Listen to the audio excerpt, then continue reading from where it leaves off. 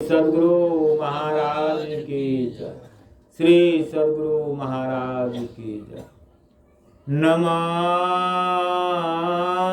अमित ज्ञान रूपं कृपालम् अगम बोधदाता सुबुद्धि निधि विशालम् क्षमाशील अति धीर गंभीर ज्ञानम धर्म कील दृढ़ थीर समधीर ध्यानम जगत त्राणकारी अघारे उदारं भगत प्राण रूपं दया गुण अपारं नमो सद्गुरु ज्ञान दाता सुस्वामी नमामि नमामि नमामि नमामि बंदो गुरुपद कंज कृपा सिंधु नर रूप हरे महामोहतम पुंज जासु वचन रवि करनिकर धन्य धन्य सतगुरु सुखद महिमा कहे न जाए जो कुछ कहो तुम्हारे कृपा मोते कछु न बसा।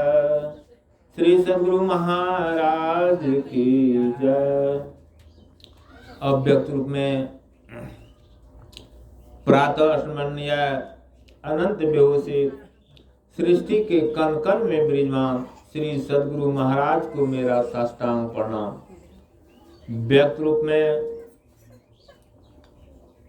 सज्जन वृंद, भक्तिमती माताएं एवं करुणामयी बहनों तथा भोले भाले बच्चों सभी को मेरा बारंबार प्रणाम। अभी हम लोग जत्र तक से एकत्र हुए हैं इस सत्संग स्थल पर श्री विनोद बाबू के निवास स्थान पर। विनोद बाबू के नाती का शुभ अवसर पर यह सत्संग का आयोजन रखा गया है। देखिए, सत्संग कोई मनोरंजन नहीं है। यह है क्या? यह है दुख भंजन। जिसको थोड़ा सा भी ज्ञान हो जाता है कि मनुष्य शरीर जो मुझे मिला है इसको फिर अधोगति में नहीं जाए, ऐसे व्यक्ति सत्संग में आते हैं। तो अभी हम लोग श्री रामचरितमानस सार सटीक सप्तम सोपान उत्तरकांड से पाठ सुने हैं। मानव तन के महत्व के संबंध में, इस मानव शरीर का कितना महत्व है। यह अनमोल शरीर है, लेकिन इसको हम लोग फोकट में गंवा रहे हैं।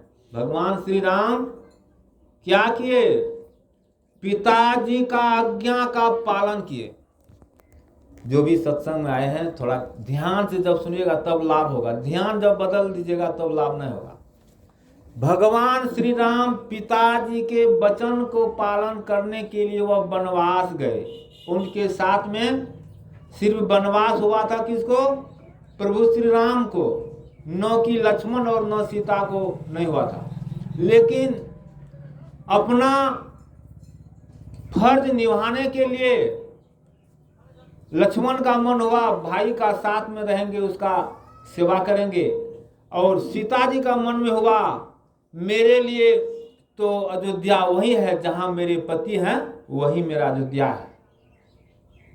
जानते हैं, सीता जी को नहीं ले जाना चाहते थे प्रभु श्री राम, लेकिन प्रभु श्री राम क्या कहे? देखो सीता, तुम अयोध्या में रहो, तुम वन मेरे साथ मत जाओ, क्योंकि तुम सुकुमारी हो, बहुत बड़े राजा की पुत्री हो, तुम कभी काड़ा मिट्टी पर नहीं चली हो। सीता माँ क्या कहने लगी? कहते हैं प्रभु, मैं राजा के पुत्री हूँ, राजकुमारी हूँ। आप भी तो महाप्रतापी राजा दशरथ जी महाराज के पुत्र है ना। आप जंगल जा रहे हैं और आप मुझे कहते हैं अयोध्या में रहिए। पतिदेव आप जहां रहेंगे आपके साथ में मैं वही रहूंगा, वही मेरे लिए अयोध्या है जहां आप रहेंगे, इसलिए मेरे लिए वन ही अयोध्या है। तो उनके साथ में सीता माँ चली गई और वन में सभी साधु महात्मा का उपकार किए, भला का काम किए। भला का काम क्या किए? साधु महात्मा जो वहां सत्संग भजन ध्यान क्या करते थे, दूसरे लोग आकर उसको बिंद डालते थे, बाधा डालते थे, उसका वह संहार किए। और इसी तरह जंगल में बहुत का उद्धार किए, बहुत का संहार किए।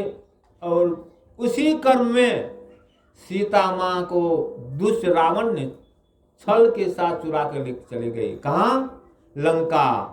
आगे चलकर उसके खोजने के सिलसिला में प्रभु श्री राम को राजा सुग्रीव से मित्रता हुए, लक्ष्मण हनुमान जी उनका भक्त बने और सबका सहयोग से प्रभु श्री राम सीता जी को लंका में दुष्ट को संहार करके, रावण को कुल परिवार को वध करके सीता जी को लेकर अयोध्या आए। और फिर क्या हुआ? अयोध्या आए तो अयोध्या में प्रभु श्री राम को राजा बनाया गया और राजा बनकर प्रभु श्री राम सुचारू ढंग से, बहुत अच्छे ढंग से राजकाज को चलाते थे, न कि उनके राज में किसी प्रजा को दुख नहीं होता था। जैसे अभी मैं भोजन कर रहा हूं, पड़ोसी में के घर में खर्चा नहीं है, वह भूखे रहता है, फिर भी मुझे आनंद है। लेकिन प्रभु श्री राम के राजकालीन में ऐसा नहीं होता था, सब प्रजा लोग सुख से रहते थे। एक रोज प्रभु श्री राम ऐसे बैठे थे एकांत में, उसका मन में हुआ क्या कि मैं तो अभी राजा हूं, मैं अच्छे राजा हूं, मेरे राज में मेरे प्रजा को किसी चीज की दुख नहीं है, दुख नहीं होता है। लेकिन क्या पता मेरे जाने के बाद फिर और कोई राजा बनेंगे, क्या पता वह कैसा राजा होगा, प्रजा को दुख होगा। इसलिए कुछ ऐसा काम करना चाहिए कि इहलोक और परलोक दोनों जगह सुखमय हो। प्रभु श्री राम के मन में हुआ, राजा के अनुशासन में प्रजा रहते हैं, राजा के वचन को वह मानते हैं, इसलिए अगर मैं प्रजा को समझा बुझाकर कुछ कहूंगा और वह वैसा कर्म करने लगेंगे तो यहाँ भी सुख होगा, वहां भी सुख होगा, यानी कल्याण की बात कहने लगे। एक रोज हुआ क्या, सभी पूर्ववासियों को यानी प्रजा को, सभी व्यक्ति को और मंत्री को और जितने ब्राह्मण थे, साधु महात्मा थे, सबको बुलाए अपने सभा में आदर के साथ।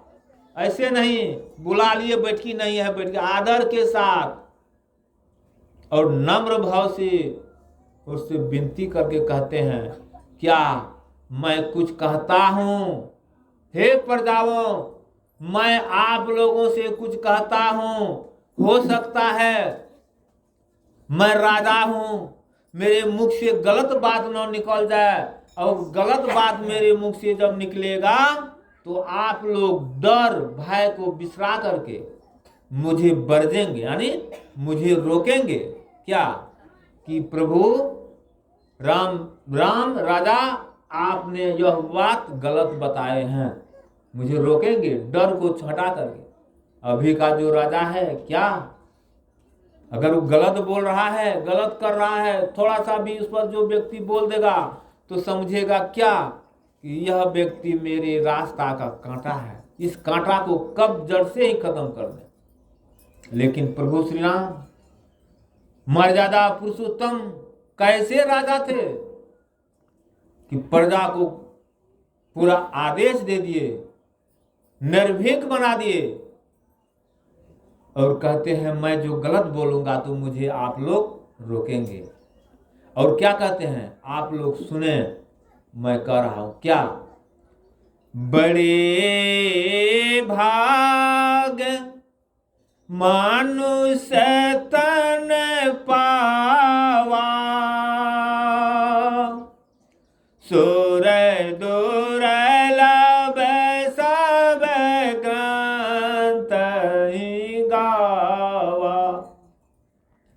प्रभु श्री राम कहते हैं कि हे प्रजाओं, बड़े भाग मानुष तन पावा। जब मनुष्य का शरीर जो है बड़े भाग से मिला है, इस बात को सब ग्रंथ सब वेद कहते हैं कि बड़े भाग से मिला है।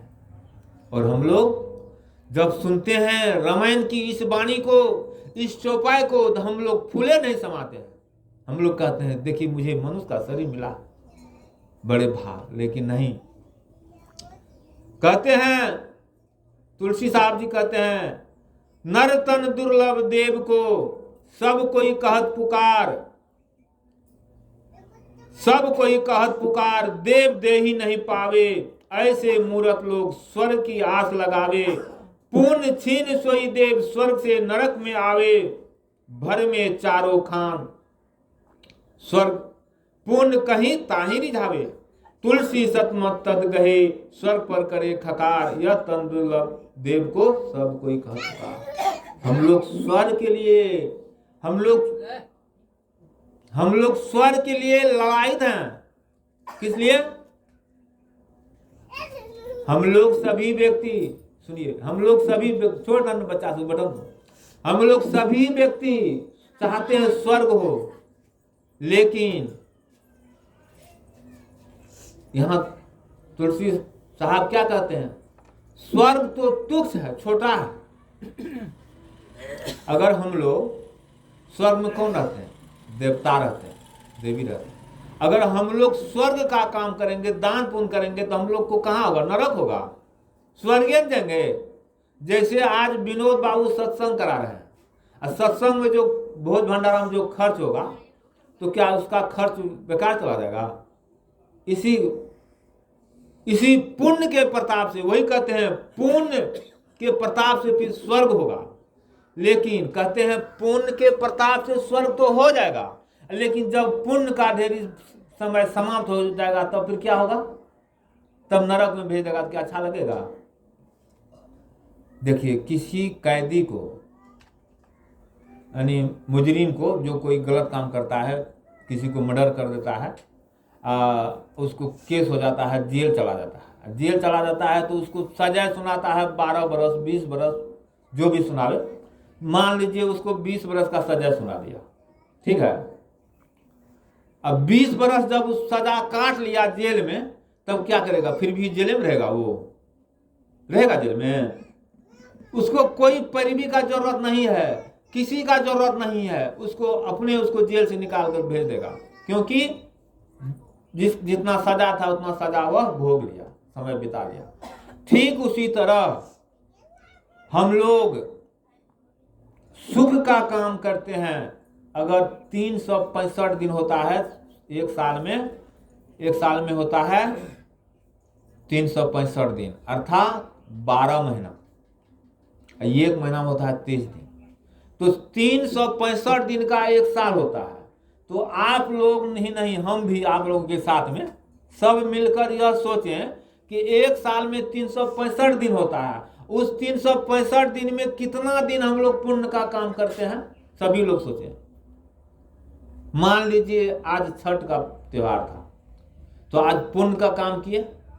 फिर किसी महीना और कोनो पर्व त्योहार था, उस दिन भी पुण्य का काम हुआ। तो ठीक उसी तरह 365 दिन में हम लोग हर महीना पर्व त्योहार नहीं आता है। मान लीजिए एक महीना में 5 रोज ले लीजिए, 5 रोज जब आता नहीं है, मान लीजिए 5 रोज, अब 12 महीना में 60 रोज हो गया। तो हम लोग 365 दिन में 60 रोज दिन हम लोग पुण्य का काम किए। तो हम लोगों को जब स्वर्ग होगा तो कितना दिन रहेंगे? 365 दिन रहेंगे कि 60 दिन रहेंगे? 60 दिन रहेंगे भाई। जब पुण्य का काम किए 60 दिन, तो हम लोग को स्वर्ग 60 दिन के लिए होगा ना। इधर जो है 305 दिन तो हम लोग नहीं किए, तो नरक का काम किए तो नरक में जाना होगा। तो इसलिए हम लोग भगवान राम को हुआ कि प्रजा को समझा कर कहेंगे ना तो वो अच्छे रास्ता पर चलेंगे। तो इसलिए कहते हैं कि देवता लोग भी स्वर्ग में रहते हैं, लेकिन उसका पुण्य जब क्षीण हो जाता है तो वह भी स्वर्ग से नरक में चला आता है। देवता लोग भी ललायित रहते हैं कि मुझे भी मनुष्य का शरीर मिले। क्यों ललायित में रहते हैं मनुष्य का शरीर मिले? इसलिए कि मनुष्य शरीर से ही भक्ति का काम होगा। भजन में गाते हैं गायक लोग, देवतो से न भक्ति बने छे, मनुष्य शरीर लब और हो गए। ठीक, इसलिए देवता लोग भी चाहते हैं मनुष्य का शरीर मिले। तो भगवान राम कहते हैं बड़े भाग मानुष तन पावा, सुर दुर्लभ सब ग्रंथ ही गावा। लेकिन नहीं, रामायण में किसी जगह और आया है, बड़े भाग पाइए सत्संगा, बिनहु प्रयास हो ही भवभंगा। कहते हैं मनुष्य का शरीर तो मिल गया है, लेकिन जब सत्संग मिल जाएगा, मनुष्य शरीर प्राप्त करके सत्संग भी अगर प्राप्त हो जाएगा, तब समझिए सोना में सुगंध है। अब गुरु महाराज कहते हैं क्या?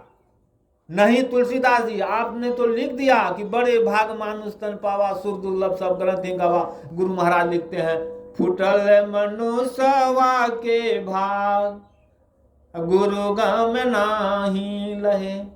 कहते हैं मनुष्य का भाग फूट गया, मनुष्य का हिस्सा उसका फूट गया, खत्म हो गया। क्यों?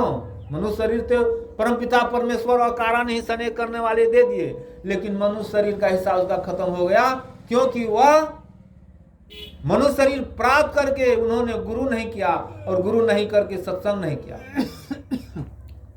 कहते हैं तब क्या होगा? सो परत्र दुख पावही, सिर धुनी धुनी पछताए, काल ही कर्म ही ईश्वर ही मिथ्या दोष लगा। विनोद बाबू कहते हैं, विनोद बाबू कहते थे कि डॉक्टर साहब से नए सत्संग जरूर, लेकिन अब वो भी नहीं है, वह महापुरुष चले गए, लेकिन देन उसका है कि आज मुझे आप भी बुला करके मंच पर बैठाए हैं। उसी महापुरुष का देन है कि अब भी वो चले गए नहीं है, अब भी तो सत्संग में आइए, लेकिन नहीं आते हैं। तो क्या कहता है ऐसे व्यक्ति? क्या कहते हैं? रामायण में दिया है, सो परत्र दुख पावही, सिर धुन धुन पछताए, काल ही कर्म ही ईश्वर ही मिथ्या दोष लगाए। कहते हैं कहेंगे क्या? मुझे तो ओह समय नहीं मिला सत्संग भजन करने का। जब वहां जाएंगे हिसाब, जब जमराज पूछेंगे ना, तो कहेंगे मुझे समय नहीं मिला, काल ही कर्म ही ईश्वर ही मिथ्या दोष लगा। ईश्वर ने मुझे समय ही सत्संग में भेजे ही नहीं। ईश्वर का क्या दोष है इसमें? ईश्वर तो कृपा किए। कहते हैं 1,84 भरमी के पांव पर अटकी आए, अब की पासा ना पड़े फिर 84 जाए। ईश्वर तो कृपा करके हम लोगों को मनुष्य का शरीर दे दिया है, और कारण ही स्नेह किए। लेकिन अब हम लोग मनुष्य शरीर प्राप्त करके जब भक्ति नहीं करेंगे, तो उसमें ईश्वर का क्या दोष है? समय का क्या दोष है? हम कहेंगे समय नहीं मिलेगा। आज मेरे घर में कोई नहीं है, मेरा खेत में कौवा लगता था, उस लेकिन छोड़ दिया हम, जाने गुरु महाराज, बच्चा सब वहाँ है, फोन कर दिए हमको सत्संग का टाइम है, तुम लोग आना आता आओ, और नहीं भी आएगी तो फिर भी हम सत्संग में जेबे करेंगे, क्योंकि चाहे कौवा मकई खाया कुछ हो, लेकिन सत्संग में जाएंगे हम। सत्संग जो है प्रभु श्री राम का निज अंग है, परमात्मा का निज अंग है सत्संग। कहते हैं यही तनकर फल विषय न भाई, स्वर्ग और स्वल्प अंत दुख पाई। यह तन विषय भोग भोगने के लिए भगवान नहीं दिए हैं। हम लोग विषय भोग में, वासना में हम लोग लिप्त रहते हैं। यही तनकर फल विषय न भाई, स्वर्ग और स्वल्प अंत दुखदाई।